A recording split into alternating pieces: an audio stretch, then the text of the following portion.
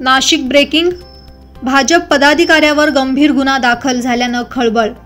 नाशिकच्या भद्रकाली पोलिसांनी रोहित कुंदलवालला मध्यरात्री ठोकल्या बेड्या. कुंदलवालवर अवैध सावकारीसह जीवे ठार मारण्याचा आणि पोस्को कायद्याअंतर्गत गुन्हा दाखल. पैशाचा तगादा लावून पैसे देत नसल्यानं फिर्यादीच्या मुलीवर हात टाकत दाखवला होता पिस्तुलीचा धाक. पिस्तूलचा धाक दाखवत पैसे उकळण्याचा कुंदलवाल बापलेकाचा सुरू होता उद्योग. संशयित आरोपी रोहित कुंदलवालचे वडील कैलास कुंदलवाल फरार. रोहित कुंदलवालकडून 3 मोबाईल, आलिशान कार, पिस्तूल आणि कागदपत्रे जप्त. बाईट. श्रीनिवास देशमुख, पोलीस निरीक्षक, भद्रकाली पोलीस ठाणे, नाशिक. चाहत नरेश उत्तम चंदाने यांनी दिलेल्या फिर्यादीवरनं गुन्हा दाखल करण्यात आलेला आहे. आरोपी आहेत कैलास बाबूलाल कुंडलवाल आणि रोहित कैलास कुंडलवाल. यांचा सावकारी पद्धतीने व्याजाने पैसे देण्याचा व्यवसाय होता. व्याजाने दिलेले पैसे दामदुपटीने वसूल करणे आणि त्यासाठी धमकी देणे किंवा त्यांचं छळ करणे, पैशासाठी खंडणी वसूल मागणे या प्रकारे त्यांचे प्रकार चालत होते.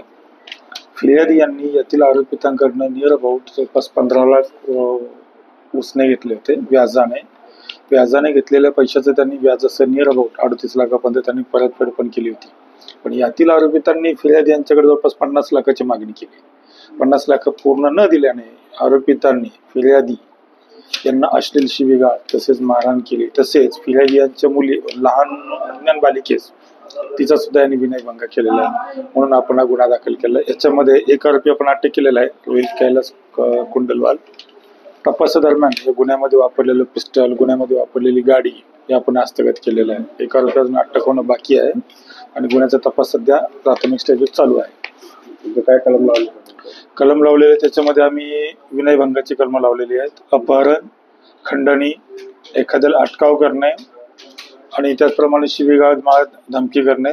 त्यानंतर पॉक्सोची कलम 8 आणि 12 लावलेली आणि सावकारी अधिनियम कलम 39 आणि 45 लावलेली. गाडीमध्ये नेमकी दोघांविरोधात आम्ही गुन्हा दाखल केला आहे. 7 ते 8 अजून अज्ञात आरोपी आहेत, त्यांचा पण शोध चालू आहे. नावानिष्पन्न पण शोध घेतोय. अटक एक आहे.